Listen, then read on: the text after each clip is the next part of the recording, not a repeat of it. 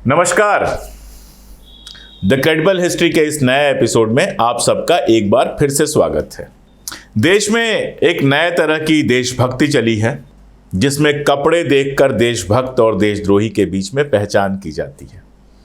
बताया जाता है कि एक धर्म को, और उस धर्म के ही नहीं, उस धर्म में भी जो एक पार्टी या एक संगठन के प्रति वफादार हैं, सिर्फ वही देशभक्त हैं। उसके अलावा दूसरे धर्म के लोग या उस धर्म के वो लोग जो उनसे वफादार नहीं हैं, वो सारे के सारे आज के ज़माने में देशद्रोही घोषित कर दिए गए हैं।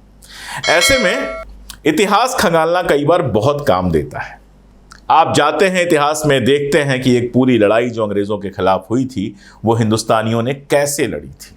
और ऐसा ही इतिहास खंगालते हुए जब आप झांसी की रानी लक्ष्मीबाई के बारे में पढ़ते हैं तो आपको पता चलता है कि उनके साथ कितने सारे मुस्लिम सिपहसालार थे जिन्होंने अंत तक उनका साथ दिया।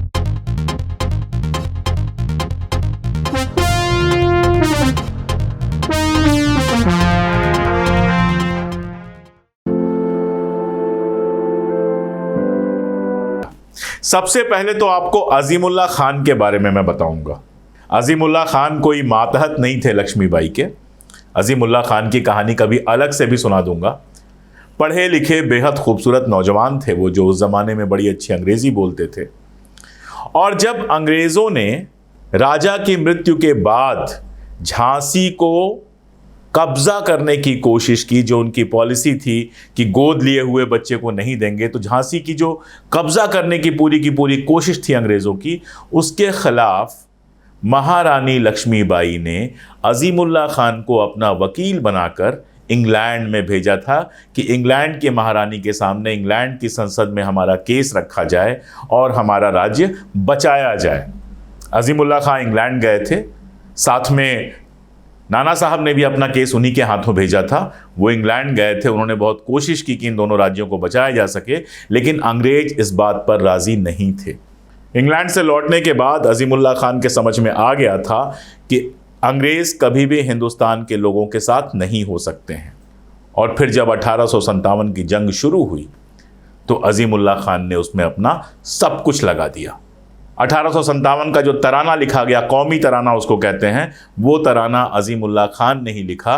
उन्होंने ही सबसे पहले मादरे वतन यानी भारत माता, जिसका अनुवाद होगा, पहली बार भारत को मादरे वतन कहा।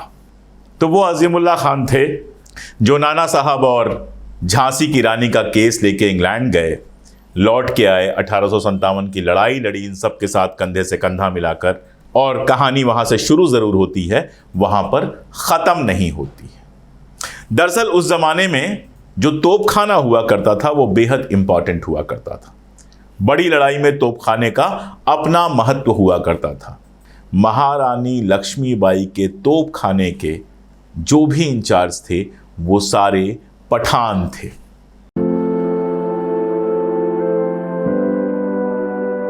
मैं नाम लेकर और अलग अलग उनकी बात करता हूं। सबसे पहला नाम आता है गुलाम गौस का।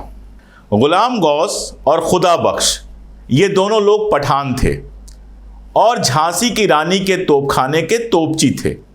आप जानते हैं कि उस जमाने में किसी भी सेना की हार या जीत का फैसला जहां पैदल, फौजी, घुड़सवारों, हाथी और इन सब चीजों पर निर्भर करता था, वहीं तोपखाने का एक अलग से महत्व होता था। किसी भी लड़ाई की बड़ी मुहिम में जब दुश्मन बेकाबू हो जाता था या किला वगैरह उड़ाना होता था तो तोपखाने का इस्तेमाल होता था।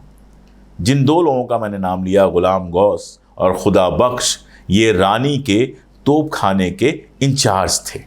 फिरंगियों ने आज़ादी की लड़ाई कमज़ोर करने के लिए रानी से कई बार लड़ाइयाँ लड़ी थी, लेकिन हर बार महारानी के किले और अंग्रेज़ों के बीच में अगर कोई खड़ा होता था तो ये दो माहिर निशानेबाज तोपची गुलाम गौस और खुदा बख्श। जब भी अंग्रेज़ों ने किले पर हमला किया, गुलाम गौस ने अपने सटीक निशाने लगाकर दुश्मन सेना में लाशों के ढेर लगा दिए। गुलाम गौस एक ऐसे तोपची थे जिनके ऊपर रानी को पूरा विश्वास था और गर्व भी था। जब अंग्रेज़ों ने रानी का किला जीतने के लिए आखिरी बार बहुत बड़ी तैयारी की, खूब सारा गोला बारूद और बड़े से तोपखाने के साथ किले पर जोरदार हमला किया, तो उधर से गौस पठान और खुदा बख्श ने भी अपनी पूरी तैयारी करके रखी हुई थी। घमासान लड़ाई हुई जैसी कि लड़ाई होती थी, उधर से भी तोप चली, इधर से भी तोप चले, अंग्रेजों का अच्छा खासा नुकसान हुआ। लेकिन उसी समय एक हादसा ये हुआ कि सरदार गुलाम गौस को दुश्मन की एक गोली आकर लगी और वो वहीं पर शहीद हो गए। रानी के पक्ष में लड़ते हुए स्वाधीनता संग्राम सेनानी गुलाम गौस जो हैं वो देश पर जान न्यौछावर कर गए। जब वो नहीं रहे तो खुदा बख्श ने कमान संभाली। मैंने आपको बताया कि खुदा बख्श भी उनके एक वफादार तोपची थे और अंग्रेज़ों के साथ लड़ते हुए खुदा बख्श भी शहीद हुए। महारानी कितनी इज्जत करती थी गुलाम गौस और खुदा बख्श का, ये इस बात से ही समझ में आता है कि उन दोनों लोगों के सम्मान में अपने महल में ही उन्होंने उनका कफन दफन किया। यानी कि रानी के महल के अहाते में ही उनके जो दो मुसलमान स्वतंत्रता सेनानी थे, उनके वफादार तोपची थे गुलाम गौस और खुदा बख्श, दोनों की कब्रें बनी हुई हैं। जब आप झांसी जाते हैं, झांसी में जाकर महारानी का जो महल है, अब तो तोड़ फोड़ दिया अंग्रेज़ों ने, जो उसके खंडहर बचे हैं उसमें जब आप गुलाम गौस और खुदा बख्श की कब्रें देखते हैं तो आपको समझ में आता है कि आज़ादी की लड़ाई में कोई एक कौम, कोई एक धर्म नहीं, सब मिलकर लड़े थे। लेकिन यहीं पर बात ख़त्म नहीं हो जाती है। एक और सरदार थे रानी के बेहद विश्वास पात्र बुरहानुद्दीन। बहुत लंबी कहानी बताने की जगह मैं आपको सिर्फ ये बताऊं, सरदार बुरहानुद्दीन तलवारबाजी के उस्ताद हुआ करते थे और कोई बात हुई थी जिसके चलते वो रानी की जो नौकरी थी वो छोड़कर चले गए थे। लेकिन रानी के ऊपर जब खतरा आया तो वो लौट कर आए और रानी की सेना में शामिल हो गए। आप जानते हैं कि झांसी से रानी निकली और उनको उम्मीद थी कि ग्वालियर में जो सिंधिया हैं वो उनका साथ देंगे, लेकिन सिंधिया ने साथ नहीं दिया। सिंधिया तो गद्दारी कर बैठा था, सिंधिया ने अंग्रेजों का साथ दिया और रानी की जो स्थिति थी वो स्थिति ऐसी हो गई कि करो या मरो। उनको शायद ये पता ही चल गया होगा कि अब संघर्ष करके शहीद होने के अलावा उनके सामने कोई भी चारा नहीं रह गया है। और आप जानते हैं कि जब ऐसा बुरा वक्त आता है तो बहुत सारे लोग छोड़कर चले जाते हैं। लेकिन सरदार बुरहानुद्दीन आखिरी वक्त तक अंग्रेजों के खिलाफ रानी के साथ लड़ते रहे। ज़बरदस्त तलवारबाजी की, रानी को बचा लिया, लेकिन रानी की रक्षा करते करते वो इतने जख्मी हो चुके थे कि अंत में उनकी मृत्यु हो गई। जब उनकी मृत्यु हुई तो स्थिति कुछ ऐसी थी कि उनकी लाश मातृभूमि की गोद में थी और सर पर महारानी लक्ष्मीबाई का हाथ रखा था। रानी ने सरदार बुरहानुद्दीन का कफन दफन भी अपने महल के अहाते में ही किया। और आखिर में एक और ऐसे ही दीवाने की कहानी जिसने रानी का साथ कभी नहीं छोड़ा, आखिरी सांस तक रहा, उसका नाम था गुल मोहम्मद।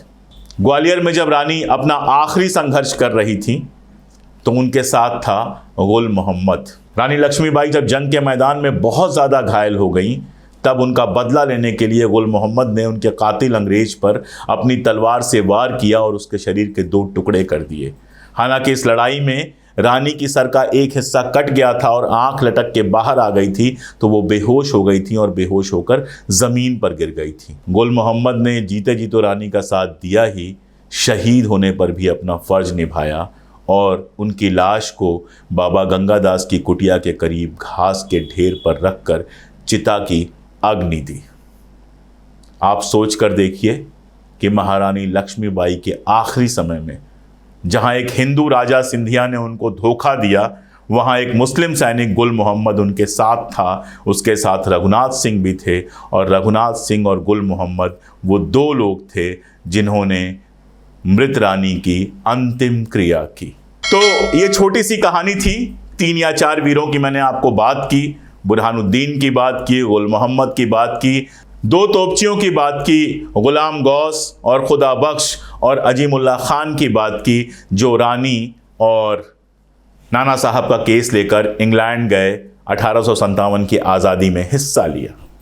ये सारी बातें इसलिए कि 1857 में जब हम अंग्रेज़ों के खिलाफ लड़ रहे थे तो हिंदू और मुसलमान एक होकर लड़ रहे थे। इसलिए हारे हम जरूर, लेकिन हमने जबरदस्त संघर्ष किया। यही हमारी परंपरा थी। और इसके बाद अंग्रेजों को समझ में आ गया कि अगर हिंदुस्तान पर कब्जा बनाए रखना है तो हिंदुओं और मुसलमानों को आपस में बांट देना पड़ेगा। दुर्भाग्य से इस खेल में हमारे अपने कुछ लोग शामिल हो गए और आज हालात यहाँ पहुँचे हैं कि हिंदू और मुसलमान को अलग अलग करके देखा जाता है। देशभक्ति तय करने में धर्म की बात देखी जाती है। मैं पूछना चाहता हूँ कि अगर महारानी लक्ष्मीबाई का हम सम्मान करते हैं, अगर महारानी लक्ष्मीबाई को हम स्वतंत्रता संग्राम सेनानी कहते हैं, तो उस गुल मोहम्मद को क्या कहेंगे जिन्होंने उनका आखिरी दम तक साथ दिया? हम उस गुलाम गौस और खुदा बख्श को क्या कहेंगे जो शहीद हो गए महारानी के लिए लड़ते लड़ते? हम उस बुरहानुद्दीन को क्या कहेंगे जिसने आखिरी दम तक महारानी का साथ दिया? और क्या हम भूल जाएंगे वो आपसी रिश्ता जिसके चलते महारानी ने मुस्लिम सैनिकों को, जो उनके वफादार सैनिक थे, उनको अपने महल के अहाते में कब्र दी? जिस समय कई हिंदू राजा, सिंधिया और ऐसे कितने सारे लोगों ने महारानी को धोखा दिया, उस समय ये पठान सैनिक उनके साथ थे।